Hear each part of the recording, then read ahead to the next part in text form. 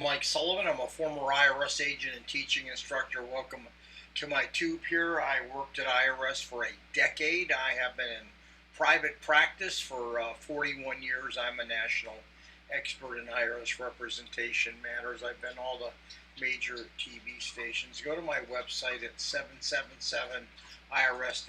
You can learn everything you need to know about me. You know, many times when you call IRS, they tell you, well, we're going to need a 433F form. And it sounds really kind of so nonchalant. Well, we need that to kind of work your case. Well, that's going to mean one of two things are going to happen. Your case is either going to go into currently non collectible or you're going to get a payment agreement. I have worked thousands of these cases.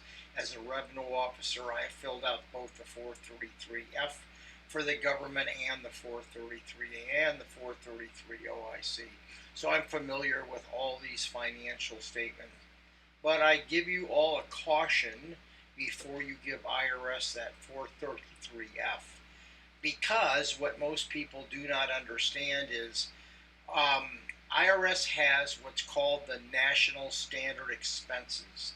That is, the IRS uses the Department of Labor Statistics for your expenses and not yours. You want to know what those are?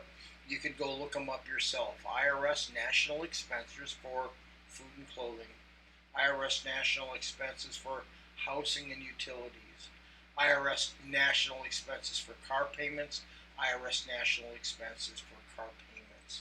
So you're going to put those on the form, and IRS is going to take them out and put those in. Now, for people who don't make a lot of money, this isn't a problem because they're usually going to fall within those standards.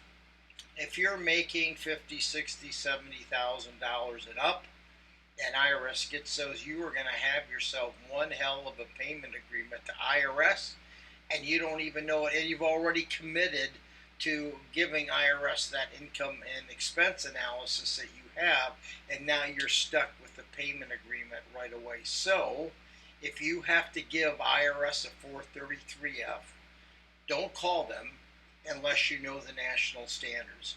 And I'm warning you right now, you're going to wind up with a payment agreement you're not going to be happy with. Now, as former agents, we know how to kind of do things that most people don't know how to do. I'm not saying, oh, you better call us. If you're not making a lot of money, call yourself.